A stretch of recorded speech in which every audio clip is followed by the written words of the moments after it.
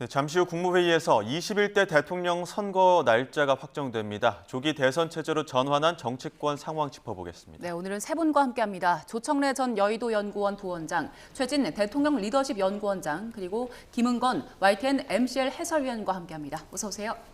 네, 안녕하십니까. 자, 한덕수 대통령 권한대행이 잠시 후에 선거일 확정해서 공식 발표할 예정인데 6월 3일로 지금 관측이 되고 있습니다. 앞으로의 대선 일정부터 좀 짚어볼까요? 네, 대통령 탄핵이 확정이 되면은 이제 60일 이내 선거를 치르도록 헌법과 공직선거법에 규정이 되어 있습니다. 그래서 6월 3일은 이에 따라서 가장 늦은 마지막 날짜입니다. 그래서 이 마지막 그 날짜로 이렇게 정하는 배경은 아무래도 유권자는 물론 그 피선거권자인 후보들에게도 참정권을 충분히 보장하려는 취지로 풀이가 되고요.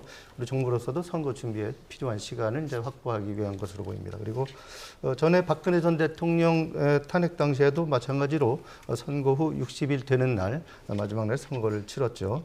그리고 이번에는 임기 만료 등 일반적 상황과는 달리 수요일이 아니고 화요일로 이렇게 정하게 됐습니다. 그리고 앞으로 일정을 살펴보면 대선 후보자 등록일은 선거일 24일 전인 5월 11일이고요. 예. 그리고 공식 선거운동 기간은 5월 12일부터 선거일 하루 전인 6월 2일까지 22일간 펼쳐지게 됩니다. 예, 차기 대선까지 이제 2달도 채 남지 않은 상황이잖아요. 다음 대통령이 어디에서 직무를 하고 또 어디에 들어 살지도 관심인데 용산 대통령실 지금 그대로 사용을 할 수 있을까요? 그러니까 사실 상당히 문제가 있기 때문에 그리고 어떻게 보면 계엄을 최초에 모의한 장소 이런 부정적 인식이 너무 많은 데다가 여러 가지 문제가 있기 때문에 저는 대통령 집무실 이전제는 불가피하다고 봅니다. 원래 이전비가 이렇게 국민의힘은 한 500억 정도라고 얘기했는데 이게 전문가들은 한 5천억까지 얘기하고 민주당은 1조 원까지도 얘기하고 있거든요. 그 정도로 예산 낭비가 많기는 하지만 그럼에도 불구하고 저는 청와대로 다시 돌아가는 게 낫다. 보안 시설이나 여러 가지 문제점들을 사실 6개월 정도는 사실 보완하면 가능합니다.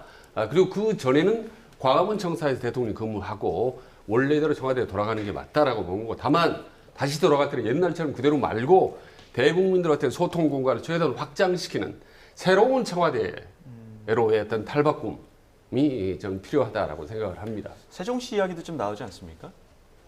지금 민주당 중천권 의원들이 이 예. 법안 발의를 하고 있는 건데요. 제가 볼 때는 대통령 선거 운동을 위한 책략적 성격이 짙다고 봅니다. 네. 왜냐하면 세종시를 신행정수도로 가져가는 문제는 헌법 개정 사항이기도 하고요.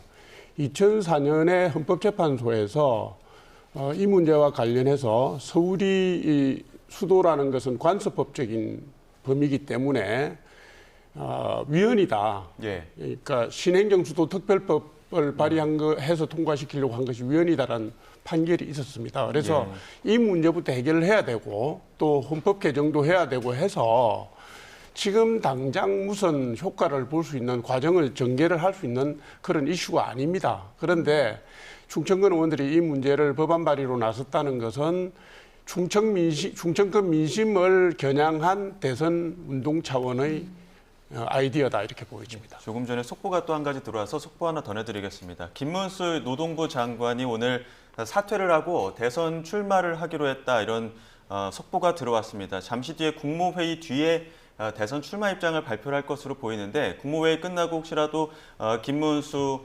장관의 어떤 기자들의 질의응답 내용들이 있으면 현장 연결해서 다시 한번 김문수 장관 목소리도 들어보도록 하고요. 오전 10시부터니까 잠시 후에 국무회의 참석합니다. 이후 입장까지도 저희가 전해드리도록 하겠습니다. 자, 보신 것처럼 지금 대선 일정 윤곽은 나왔고 잠룡들의 움직임도 바빠지고 있습니다. 조기 대선을 어떤 판을 흔들 수 있는 변수, 이런 것들은 어떤 게 있을까요? 해설위원께서 좀 설명을 해주시죠. 네, 이번에 이제 대선이 이제 조기 대선이지 않습니까? 예. 그래서 이제 서로 여야가 이제 사라진 상황에서 각 정당 간의 이제 대선 후보들을 이제 선출한 절차가 아주 짧은 순간에 이루어지기 때문에 예. 변수가 그렇게 크게 작용할 가능성은 적은데요.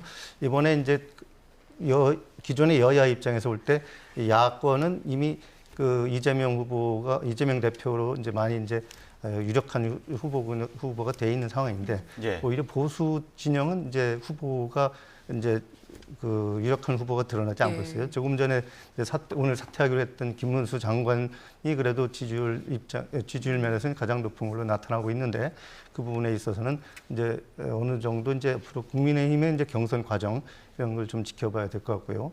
그래서 이 과정에서 얼마나 이 기존의 이제 탄핵의 여파 이것이 그 과정에서 이제 후보들 간의 경쟁 구도에 이제 크게 적용을 하느냐 이 부분이 가장 중요한 부분이고요. 그리고 이제 각 정당 간에 이제 후보 점유율이 있지만은 그 어느 후보도 지지하는 그 부동층이라고 하죠. 이런 예. 이제 또 이제 중도층이라고도 하고 그런 부분들이 이제 막판에 어느 쪽으로 이제 표가 결집되느냐 이 부분도 상당히 변수가 될 것 같습니다. 예. 예. 방금 언급해주신 김문수 장관 오늘 사퇴를 한다고 했고요. 이제 대선 출마를 본격화할 텐데 실제로 출마를 하게 되면 지지율은 어떻게 좀 변화를 가져갈까요? 지금은 1위잖아요. 네, 그거는 이제 그 대선 후보 선출 과정하고 본선까지를 계산해서 따로 봐야 됩니다. 일단 국민의힘 그 대선 후보 경선 과정에서는 아무래도 현역 국회의원, 원외 당협위원장, 그 다음에 책임당원의 입김이 크잖아요. 그러니까 이게 당내 기반이 강하고 그 탄핵 국면에서 국민 당원들의 촉망을 받았던 분이 아무래도 유리하다. 그렇게 볼 수 있고요. 그다음에 일단 누가 되었든지 간에 김문수 장관이 되었든 누가 되었든지 간에 국민의힘 후보로 선출이 되는 분이 있으면 예. 그때부터는 보수 진영의 표결집이 이루어집니다. 예. 지금까지는 여론조사에서 각 후보별로 나누어졌던 것이 한 분한테 집중이 되기 시작하면서 아마 여야 후보 간에 균형이 잡히기 시작할 거예요. 그러니까 만약 김문수 장관이 경선 과정을 거쳐서 후보가 된다면 예. 제가 볼 때는 지금 여론조사 형태보다는 훨씬 강화된 형태로 표가 지지율이 늘어날 거다 이렇게 봅니다. 예, 최준 원장께서 어떻게 보세요? 일단 뭐 이번 조기 대선은 이제 명분이라든지 전략이라든지 여러 가지 상황으로 볼 때 민주당이 사실은 국민힘보다 좀 유리한 건 사실이죠. 근데 지금 그 관건은 중민주당 입장에서는 아마 중도층을 흡수하는데 총력을 경주일 거고 국민의힘 입장에서는 지금 당장 지지층을 흡수하는 게 가장 중요한 과제일 겁니다. 최근에 여론조사 보면 대구 경북이라는 부산 경남에 상당히 표 이탈이 좀 심하게 나타나고 있거든요. 그래서 지지층을 겹집하는 게 참 급선무다.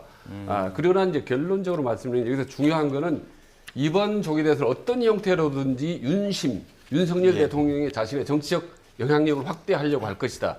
그래서 국민의힘 같은 경우는 윤석열 전 대통령의 지지를 받는 후보가 경선에는 다소 유리할지 모르겠지만 시간이 갈수록 오히려 역풍이 불고 예. 본선에서는 더더욱 중도 확장 입장에서는 아주 불리한 카드가 되다. 그 가능성이 높기 때문에 예. 국민의힘에서는 윤심을 지지하는 사람과 반대하는 사람 후보 간의 어떤 치열한 경선 대결이 펼쳐질 거라고 저는 전망을 합니다. 예, 김문수 장관이 아직 공식적으로 출마 선언을 하진 않았지만 이제 선언을 할 것으로 예정이 되고 있고 지금 이제 장관이 사퇴 이후에 어떤 목소리 낼지도 봐야 될 것 같고요. 일단은 국민의힘 대선 주자들 중에는 안철수 의원이 가장 먼저 공식 출마 선언을 할 것으로 지금 예정이 되어 있습니다. 오늘 오전 11시, 1시간 뒤에 광화문 이순신 동상 앞에서 회견을 한다고 하는데 장소가 담긴 어떤 메시지도 있지 않습니까? 네, 지금 서울 광화문 이순신 동상 앞을 택한 배경을 설명을 했는데요. 예. 일단 국민 통합 그리고 세대 교체를 내세웠습니다. 광화문이라는 그 위치 자체가 국민을 통합하고 이제 광장으로서의 역할을 해왔던 것이죠. 그리고 이제 이순신 장군 동상이라는 건 또 결국 국난의 위기에 자기가 앞장서겠다, 국난 위기를 헤쳐나는데 앞장서겠다 이런 뜻으로 풀이가 되고요. 이제 안철수 의원 같은 경우는 이미 세 차례 이제 대선 도전을 했다가 두 차례는 이제 중도 하차를 했고. 예. 그리고 이제 이번이 네 번째 도전이고요. 그래서 이번 이제 출마 선언을 통해서 어떤 새로운 비전을 제시할지 한번 오늘 봐야 될 것 같습니다. 예. 예. 안철수 의원 같은 경우에 네 번째 도전이잖아요. 이번에는 끝까지 완주를 할까요? 예, 안철수 의원이 네 번째인데요. 예. 사실은 2012년인가요? 2012년도에는 문재인 당시 후보하고 단일화를 하다가 깨졌죠. 깨지고 중도 사퇴를 했고 2017년 때는 독자 출마를 했던 것 같아요. 아마도 탄핵 정국에서 독자 출마를 해가지고 그 당시에 1% 얻었습니다. 그다음에 2022년에는 윤석열 후보하고 단일화를 했기 때문에 사실은 그간의 세 번은 중도 사퇴를 하거나 단일화로 물러섰잖아요. 이번에는 이제 아마 결기 있는 모습을 보이려고 이순신 동상 앞에서 하는 모양인데 예. 이번에는 어쨌든 중도 사퇴나 뭐 이게 안 됩니다. 단일화도 안 되고 왜냐하면 국민의힘 내부에서 정당 내부 경선으로 거쳐서 가기 때문에 경선에서 진보는 출마할 수가 없잖아요. 그래서 이번에 만약에 출마를 하시려면 경선에서 이겨서 당 후보가 되는 방법밖에는 없다 이 말씀 드립니다. 어떻게 보세요? 경선 승리 가능성은 어떻게 보세요? 최종 원장님. 어떤 안철수 의원의 일단 원래는 사실은 뭐 많은 장점을 갖고 있죠. 본인이 이미 이제 4번째 출마를 하기 때문에 그 내공도 만만치 않을 거고 정치력도 지금 상당히 뭐 경력 이런 걸 많이 갖췄습니다. 거기다가 이제 중도 확장성이 있죠. 다만 그럼에도 불구하고 탄핵 이후에 별로 지지율이 상당히 지금 밑돌고 있는데 어떤 본인이 지금 가장 역점을 둬야 될 것은 국민들에게 가장 강렬하게 꽂히는 그런 대국민 메시지 이런 부분이 좀 취약하지 않나 싶어요. 남은 과정에도 그렇습니다. 본인이 안철수가 갖고 있는 본인만의 중도 확장성이라든지 어떤 과학이나 의사 여러 가지 장점에 있던 이미지, 특징 이런 부분들을 단기간 동안에 강렬히 국민들에게 어필할 수 있느냐 못하느냐가 4번째 도전에 상당히 성공과 실패 그리고 앞으로 지지율에 등락에 결정적인 영향을 미친다. 그래서 그 부분은 어쨌든 강렬한 메시지 전달력 이 부분이 안철수의 가장 큰 과제라고 저는 봅니다. 예. 이번에 그 국민의힘 소속 광역단체장들도 출사표를 던지는 후보들이 꽤 있는데요. 일단 홍준표 대구시장은 시장직을 내려놓고 그리고 출마를 하겠다고 했고 그 외 다른 후보들 같은 경우에는 휴가를 내고 경선에 참여한다고 하더라고요. 이게 가능한 겁니까? 법적으로는 불가능하지는 않습니다. 이재명 지금 민주당 대표가 경기지사일 때 경선 과정에서 똑같은 과정을 밟았어요. 지사직을 유지한 채 했습니다. 그러니까 전례도 있고 법적으로도 불가능하지는 않습니다. 다만 이게 지금 아무리 짧아도요. 국민의힘이나 민주당이 2017년의 사례를 보면 3주 이상이 걸렸거든요. 국민의힘이 2017년도 조기 대선 전국대 경선에서 21일 만에 후보 선출을 했고 민주당이 24일 만에 했는데 그러면 지금 현직에 있는 광역단체장들이 적어도 3주 이상은 도정 시정 공백을 감수를 해야 된다는 겁니다. 그러니까 사실은 국민의 입장에서는 좀 불편한 대목이 있는 건 사실입니다. 법적으로 문제가 없다 하더라도. 그리고 실제로 휴가를 뭐 3주 동안 쓸 수 있는지 없는지는 제가 그 각 사정은 모르겠습니다만은 이게 한번 성찰을 해봐야 될 대목은 있다. 도민들에게 시민들에게 끼치는 피해가 있다 이렇게 봅니다. 예, 지금 속보 한 가지가 들어와서 속보 전해드리겠습니다. 한덕수 권한대행이 마은혁 헌법재판관 후보자를 헌법재판관으로 임명했다는 소식이 지금 현장에서 속보로 들어왔습니다. 예, 그리고 4월 18일에 임기가 끝나는 문영배, 이미선 재판관의 후임으로는 이완규 법제처장 그리고 함상훈 부장판사를 지명했다는 소식이 들어왔고요. 또 마영주 대법관 후보자도 대법관으로 임명을 했다는 소식이 조금 전에 들어왔습니다. 이제 헌재가 구인 체제로 돌아가는 겁니다. 예, 이제 잠시 후에 또 모두 발언이나 어떤 발언들을 이와 관련되는 배경들을 설명을 하게 되면 현장 연결해서 또 관련 이야기 어떤 이야기가 나오는지 또 짚어보도록 하고요. 저희는 계속해서 지금 조기 대선 국면에 들어간 정치권 상황 좀 짚어보겠습니다. 국민의힘 지금 선관위 어제 공식 출범을 했습니다. 친윤 색채가 짙다 이런 평가들도 있는데 특히나 뭐 김기현, 나경원, 윤상은 의원 등의 어떤 출마 할 것이냐 이런 부분들에 대해서도 어떤 관심들이 좀 있는 것 같거든요. 어떻게 보십니까? 방금 말씀하신 세 사람 이름 첫 자를 따서 김나윤이라고 이제 표현을 하더라고요. 예. 말하자면 이번 계엄 이후 탄핵 정국에서 윤석열 지지 선봉에 섰던 3인방. 이제 근데 지금 질문 구체적으로 보도록 보면 이러려고 본인들이 윤석열 대통령이 일단 탄핵 반대 선봉에 섰지 않나. 말하자면 친윤 그리고 윤심의 지지를 얻고 대선이나 어떤 당권의 염두에 두고 그런 행보를 하지 않았나 싶은 생각이 듭니다. 그리고 나경원 의원 같은 경우는 이제 당대표 뭐 얘기가 벌써부터 나오고 있지 않습니까? 그리고 윤상현 의원도 본인이 이미 슬로건을 내걸었어요. 윤 어게인이라고.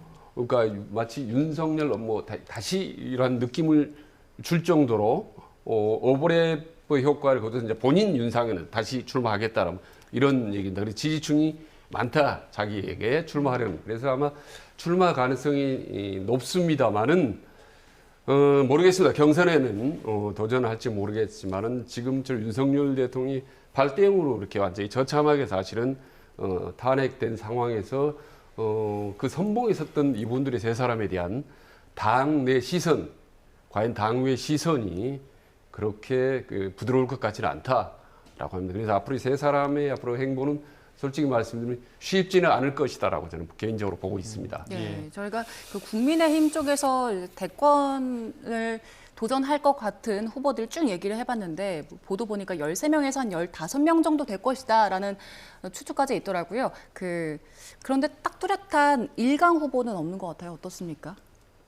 김은건 해설위원. 네, 그렇습니다. 지금 조금 전에 말씀드린 대로 김문수 고용노동부 장관이 그래도 그 중에 제일 앞서가는 후보인데 그만큼 오늘 이제 그동안 이제 고심을 해왔었는데 오늘 이제 드디어 이제 국무회의가 끝난 뒤에 이제 발표한다고 했고요. 그리고 나머지 근데 전체 후보들의 지지율을 이제 이재명 후보와 비교를 하면은 이재명 대표 비교를 하면은 예. 거의 10%를 넘는 후보가 없을 정도로 그렇게 지지율이 이제 눈에 띄는 후보는 없는 상황이죠. 그래서 오히려 그만큼 도전할 수 있는 이제 여지가 있는 것이고 그만큼 또 자기들이 이제 하는 앞으로 이제 경선 과정에서 좀 더 가능성을 보고 또 전력 투구할 수 있는 그런 상황이 될 수도 있다고 볼 수 있는 겁니다. 네, 부원장께서는 가장 좀 경쟁력 있는 후보, 뭐 15명에서 뭐 18명까지도 보던데 누가 좀 경쟁력 있다고 보십니까? 말씀드리기가 좀 그렇죠. 그런데 예. 뭐 제가 볼 땐 두 가지 기준입니다. 하나는 예. 뭐냐면 이재명 대항마로서의 강력한 이미지를 가진 사람이 누구냐. 예. 그건 아마 생각해 보시면 몇 분이 떠오르실 거예요. 예. 그 다음에 두 번째는 당내 기반이거든요. 이게 경선 과정을 거쳐야 후보가 되기 때문에 예. 이게 지금 광역단체장으로 나가 계신 분들 중에 그동안에 중앙정치 활동을 안 하셨던 분들은 상대적으로 불리하다고 보실 수 있고요.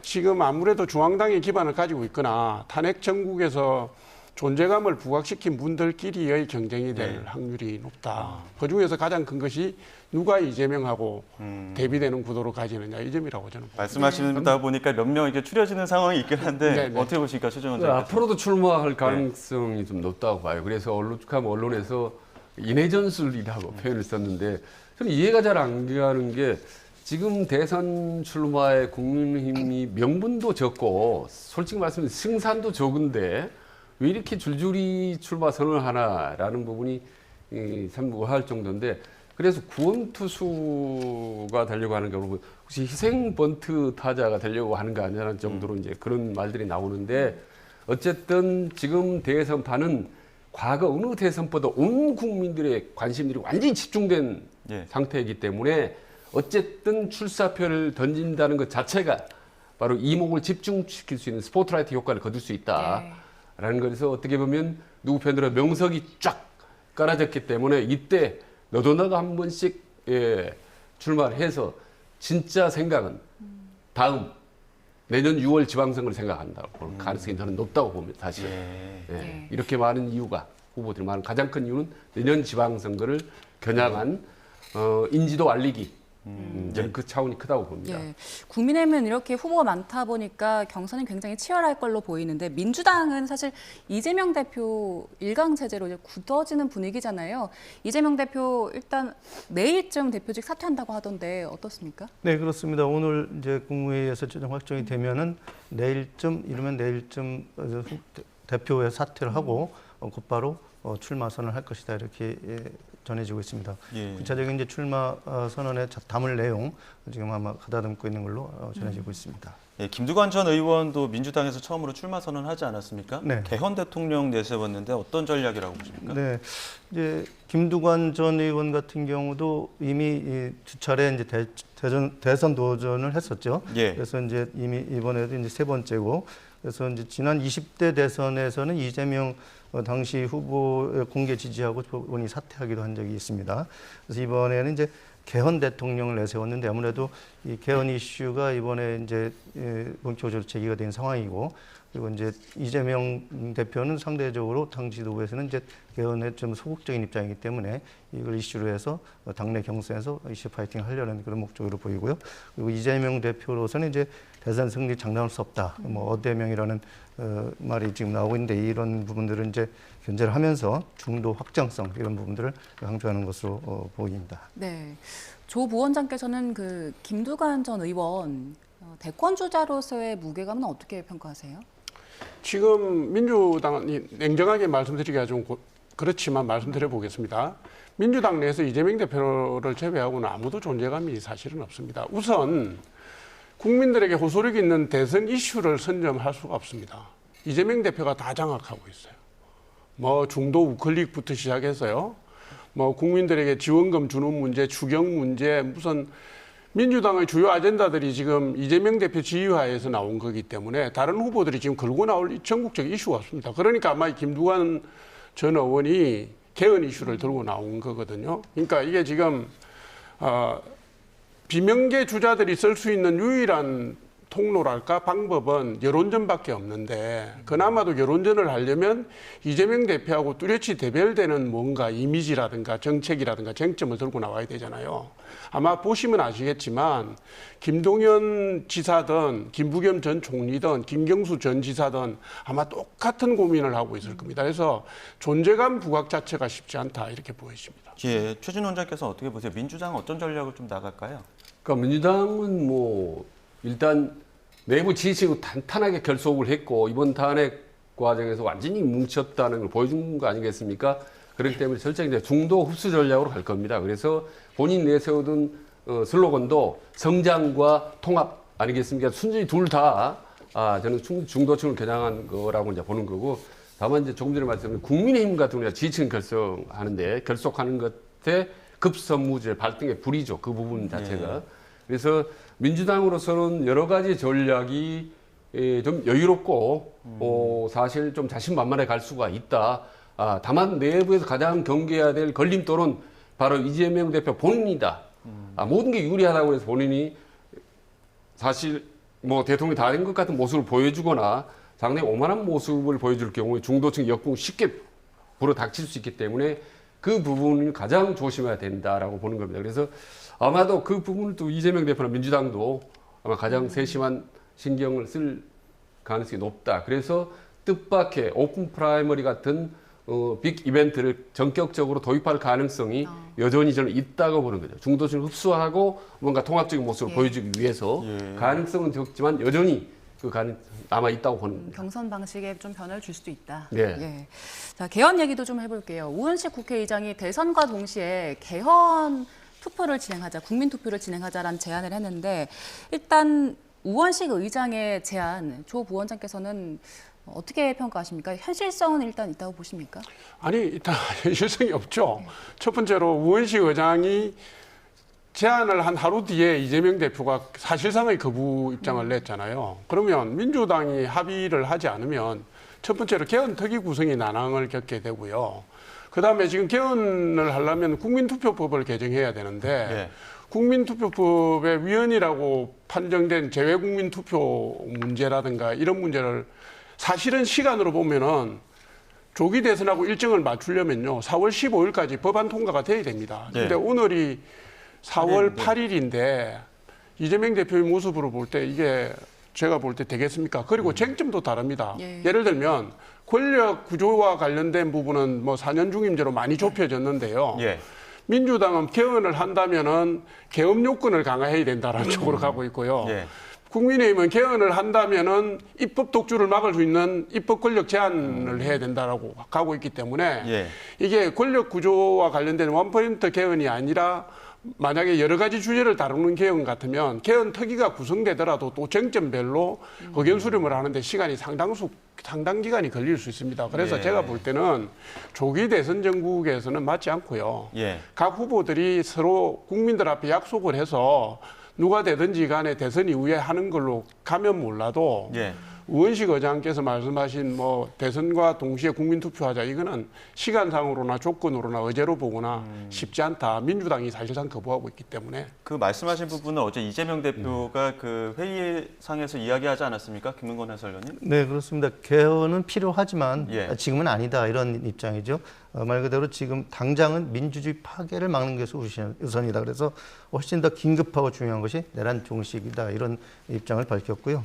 그래서 앞으로 이제 그 5.18 정치 헌법 전문을 수록하는 문제나 뭐 기업 요건을 강화하는 이런 부분 등은 논의를 할 수 있다 이렇게 열어두긴 했는데 권력구조 개편 어렵다는 게 이재명 대표 그리고 당 지도부의 입장입니다. 예. 아니 개헌에 대해서 한번 상식적으로 좀 여러분들에게 여쭤보고 싶은데 저는 이번 여러 가지 특수한 상황 때문에 과거 어느 때보다 저는 불가능하다라고 저는 생각합니다. 아니 생각을 해보십시오. 개헌을 주도했던 세력과 어떻게 개헌을 다시 주도할 수가 있겠습니까? 저는 그 자체가 저는 어불성설이라고. 이를테면 뭐 5.16이란 뭐 12.12 쿠데타 직후에 여야가 합의로 개헌하자 이게 가능한 겁니까? 저는 그게 불가능하다고 보는 거고 특히 윤석열 대통령 이제 아직 관조에 나오지도 않은 상태 아니겠습니까? 말하자면 개헌 선포를 통해서 완전히 헌법을 완전히 망가뜨린 사람들이 여전히 지금 있는 상태에서 그 사람들과 함께 다시 헌법을 새롭게 만드는 부분을 논의하자라는 그 전 출발 자체가 저는 불가능하다 보고 실질적으로 개헌 논의에 들어간다 하더라도 저는 합의안을 도출해내기는 어렵다고 봅니다. 지난 3년 동안 여야가 아무 무슨 합의된 법 하나 있습니까? 하나도 없는데 이 민감한 정치권 운명을 좌우할 개헌의 합의점을 찾아낸다? 저는 그건 너무 무익하다고 봅니다. 그래서 이 개헌 논의는 지금 시점에서 너무나 소모적인 공론화될 가능성이 있기 때문에 이 부분은 옳지 않다. 다만 지금 현행 체제 하에서 제도라든지 법령으로 대통령 권한을 줄이고 또 어떤 국회의 권한 남용을 막을 수 있는 방법이 뭔지 여야 간에도 원내대표가 충분히 협의를 내도 충분히 그 가능성이 있고 그리고 대선 과정에서 공약으로 제시를 해서 국민들의 심판을 받은 다음에 다음 차기 대통령 선에서 그 부분에 대해서 우리가 다시 한번 국민들이 강력하게 요구를 하자라는 것이 이제 개인적인 의견입니다. 예. 윤석열 전 대통령이 이제 파면된 지가 닷새째인데 언제쯤 그 한남동 관저에서 이주를 하느냐 이 부분도 관심인 것 같아요.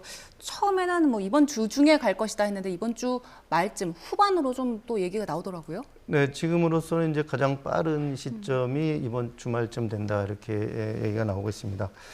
박 전 대통령이 이틀 만에 이제 탄핵 당시 나왔던 것에 비하면은 벌써 이제 예. 2배가 넘게 지났는데 이렇게 계속 늦어지는 배경은 아무래도 이제 그 서초동 4조로 이제 이전을 해야 되는데 그쪽 준비하는데 상당한 그 준비가 필요하고 그리고 이제 내부적으로도 그 관저에서 정리할 것도 이제 그 박 전 대통령 같은 경우는 이제 단신이었지 않습니까? 그런데 이번에는 이제 가족도 있고 하니까 같이 정리하는 데도 시간이 걸리고 문서 같은 것도 많이 이제 그동안 확보를 했던 걸 정리하는 것도 절차가 있어서 좀 시간이 걸린다고 합니다. 예. 그래서 앞으로 그 이후에 이제 그 공동주택을 이전하기 때문에 예. 경호 문제 이런 문제를 충분히 검토를 해야 되기 때문에 그 부분이 최종적으로 정리가 돼야 이전을 할 수 있을 것 같습니다. 애초에 그 단독주택으로 그 거주지를 옮기는 방법들도 좀 논의되지 않았습니까? 그 방법은 지금 당장 제 시점상 안 되는 모양이죠?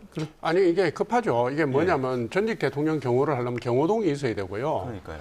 그리고 경호동뿐만 아니라 일부 경호관들은 대통령이 머무는 관저나 사저에 들어갑니다. 들어가서 거기서도 같이 해야 되는데 지금 서초동 사저는 아파트잖아요. 네. 아크로비스타가 아파트고 그러면 경호관들이 머물 공간이 우선 없고요.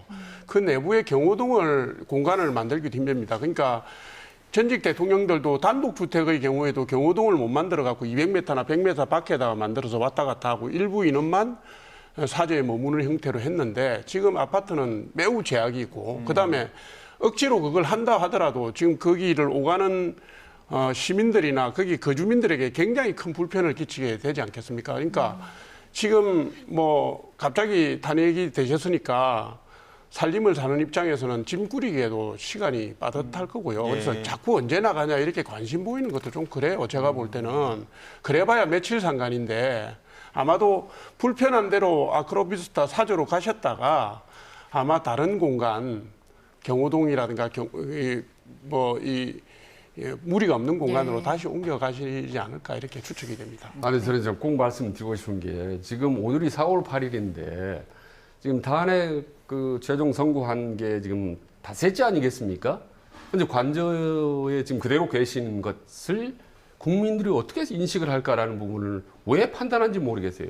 저는요, 탄핵 되자마자, 그러니까 4월 4일에 11시 반경이 됐지 않습니까? 바로 그때 아무 대책 없이 바로 튀어나와서 사저로 혼자라도 갔다면 국민이나 지지층은 상당히 무의식적으로나마 순간적으로나마 좀 안 됐다라는 생각을 순간 가졌을 수도 있다고 봐요. 근데 그대로 계시면 계신단 말이에요. 뭘 하는지 모르겠고 더구나 당직자들 국회의원들 불러서 안에서 회의하고 오다를 주고 메시지를 던지고 이런 모습들, 이거를 저는 보면서 윤석열 전 대통령께서 정말 재임 중에도 이 세상 돌아가는 거 민심을 너무 모르겠다. 지금도 설령 뭐 제3의 장소로 갈지 서초동 아크로빌로 갈지 모르겠습니다만 그거는 윤석열 대통령이 판단할 문제입니다. 근데 일단 국민들이, 수많은 국민들이 아직 지금 상처와 분노가 가라앉지도 않은 상태이기 때문에 저는 일단 대책이 없든 준비가 없더라도 나와야 된다고 봅니다. 관저에서 나와야 되지 않겠습니까? 저는 보수적인 성향이 있는 분들 국민의힘에도 여쭤보고 싶어요. 그럼 준비가 될 때까지 일주일, 10일, 보름 정도는 있어도 괜찮습니까? 아니, 이건 법적인 문제거든요. 관저는요, 개인의 사적인 공간이 아닙니다. 대통령 공공기관입니다, 사실은. 그렇기 때문에 저는 정말 오늘 오후라도, 저녁이라도 혈혈단신으로 대통령, 윤석열 전 대통령께서 딱 훌훌 털고 나오는 이런 모습을 저는 좀 보여주기를 정말로 저는 어떤 보수층을 위해서 간절하게 저는 좀 제안을 드리고 싶어요. 예. 윤석열 전 대통령이 국민의힘 1호 당원이잖아요. 그런데 국민의힘 일각에서도 당적 정리 필요하다 이런 목소리가 있는 것 같더라고요. 박근혜 전 대통령 탄핵 당시에는 뭐 탈당 권유 징계를 받기도 했었고 당시 당 대표가 제적을 하기로 했더라고요. 김은건 해설위원님. 네. 근데 이제 당시 이제 박 전 대통령 경우와 이번 이제 윤 전 대통령 경우는 이제 상황이 좀 다른 상황이죠. 그래서 지금 당내에서는 아직 그런 당적 문제에 대해서 이제 일부 제기되는 부분이 있지만은 이미 탄핵 당 직전까지도 당 전체적으로 이제 탄핵이 기각되거나 뭐 각하될 걸로 기대를 하는 분위기가 많았기 때문에 당장 그건 현실화되기는 어려울 것 같고요. 앞으로 경선 국면이 이제 바로 시작이 되니까 그 과정을 통해서 어떤 식으로 할 수도 있고 그리고 또 이제 윤 전 대통령 스스로 어떤 선택을 할 수도 있으니까 좀 기다려보자 이런 분위기도 있는 것 같습니다. 국민의힘 당내에서는 윤 전 대통령과의 어떤 거리감, 어떻게 거리를 측정을 할 것이냐 이런 부분을 두고서도 여러 가지 이야기들이 나오는 것 같은데 어떻게 보십니까? 이게 이제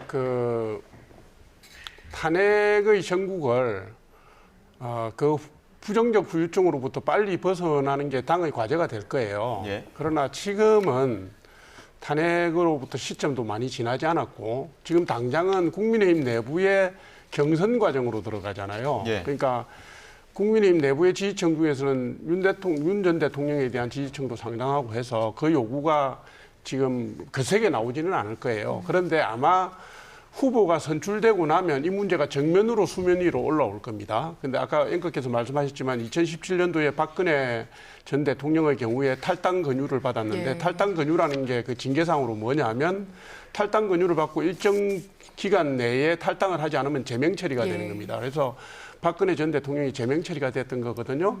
근데 아마도 제가 볼 때는 대선 전국으로 들어가면 뭐 여러 가지 상황을 고려해서 윤석열 전 대통령께서 아마도 결심을 하지 않을까. 그게 모양새도 좋다고 저는 생각합니다.